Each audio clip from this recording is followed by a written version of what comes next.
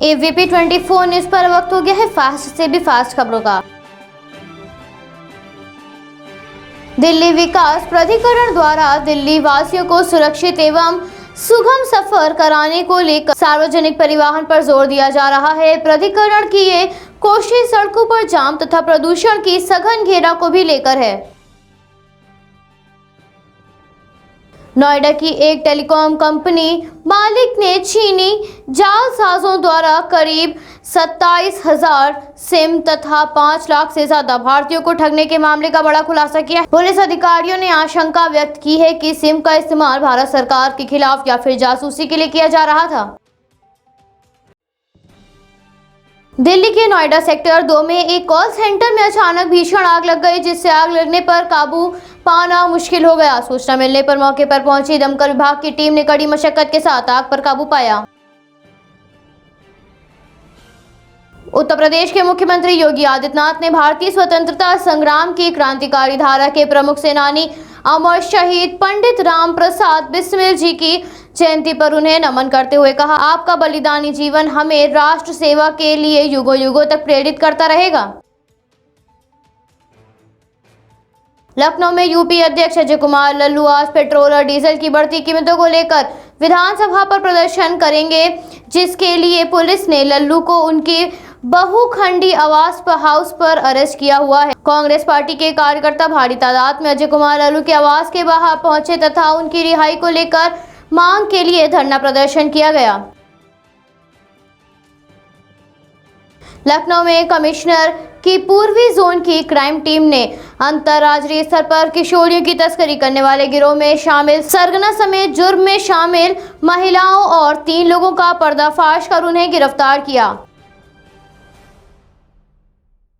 BJP नेता रविशंकर प्रसाद ने one nation ration card को लेकर दिल्ली के मुख्यमंत्री अरविंद केजरीवाल पर तंज कसते हुए कहा, देश के 34 राज्यों और केंद्र शासित प्रदेशों ने one nation one ration card लागू किया। आपने दिल्ली में वन नेशन वन कार्ड लागू क्यों नहीं कर रहे हैं? आपको क्या परेशानी है?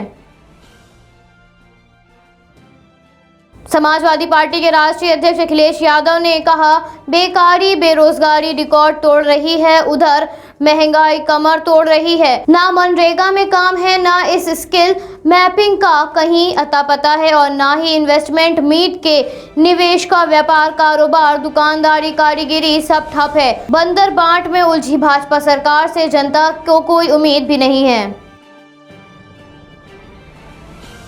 कानपुर के उर्सला के ICU पुल पर एक लावारिस महिला, जिसके कपड़े भी अस्त व्यस्त थे, बेहोश पड़ी मिली तथा लगभग 1 साल का बच्चा भी गुमसुम अवस्था में महिला के ऊपर पड़ा मिला, जिसे देखते MM जौहर फैंस एसोसिएशन के राष्ट्रीय अध्यक्ष हयात जफर हाशमी ने साथियों के साथ मिलकर बदहवास महिला तथा बच्चे को स्ट्रेचर पर लेकर इमरजेंसी वार्ड पहुंचाया, जहां डॉक्टरों द्वारा उन्हें प्राथमिक उपचार दिया गया।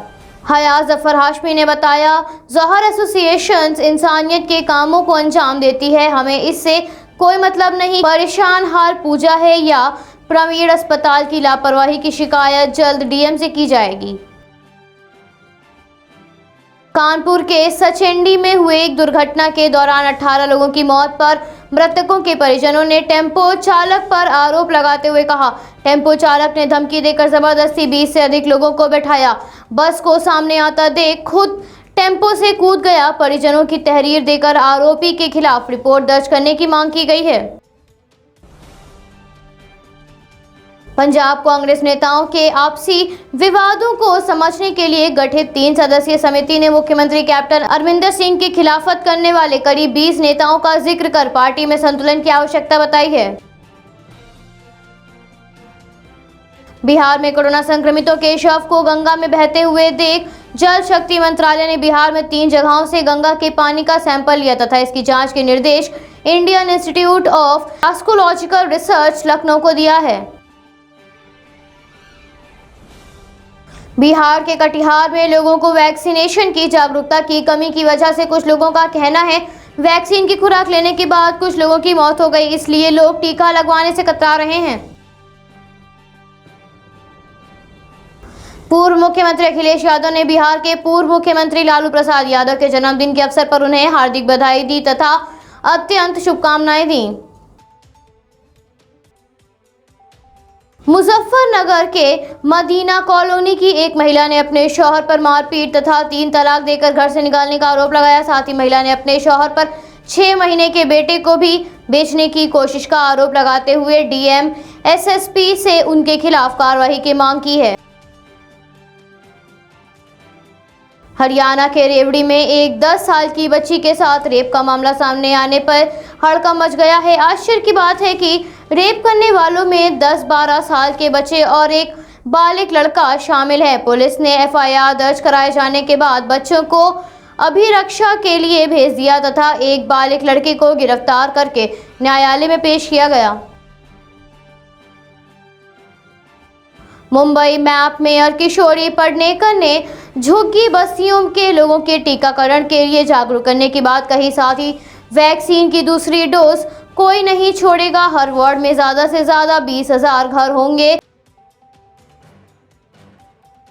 मध्य प्रदेश में 7 दिन पहले मानसून के पहुंचने से कई जगहों में भारी बारिश हुई। वहीं मौसम विभाग के अनुसार बैतूल, मंडला, खंडवा, जबलपुर और शहडोल व आसपास के इलाकों में 30 से और 40 प्रति घंटा की रफ्तार से हवाएं चलेंगी और भारी बारिश होगी।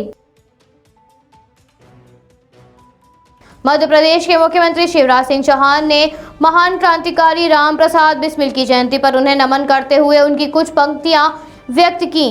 न चाहूं मान दुनिया में, न चाहूं स्वर्ग को जाना, मुझे वर दे यही माता, रहूं भारत पर दीवाना, करूं मैं कौम की सेवा, पड़े चाहे करोड़ों दुख, अगर फिर जन्म लूं तो भारत में ही हो आना।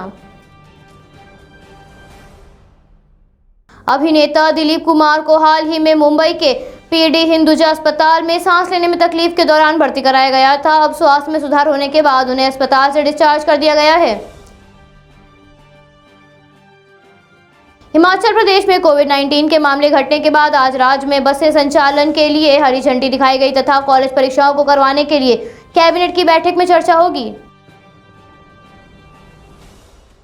देश में कोरोना महामारी के चलते जैव प्रौद्योगिकी उद्योग अनुसंधान सहायता परिषद और आईकेपी नॉलेज पार्क ने परिशोधन टेक्नोलॉजी सहायता से हाइब्रिड मल्टी सप्लाई के लिए एक ऐसा फेस मास्क तैयार किया है जो 90% बैक्टीरिया को लगभग 99% तक रोक सकता है। बायो फॉर इंडिया फार्मास्यूटिकल्स ने drug controller general of India हल्के मध्यम लक्षण वाले कोरोना के मरीजों के इलाज के लिए अपनी दवा के आपातकालीन इस्तेमाल की मंजूरी की मांग की है। भारतीय मूल के अमेरिकी सांसद राजा कृष्णमूर्ति ने कहा, अमेरिका को महामारी के खिलाफ लड़ाई के लिए 50 करोड़ खुराक दान करना काफी नहीं है, बल्कि अमेरिका को और अधिक योगदान देना होगा। सीबीआई बोर्ड की परीक्षाएं रद्द होने के बाद अब उत्तराखंड सरकार ने भी कोविड की स्थिति को देखते हुए 12वीं की परीक्षा की राज्य बोर्ड परीक्षा रद्द कर दी है।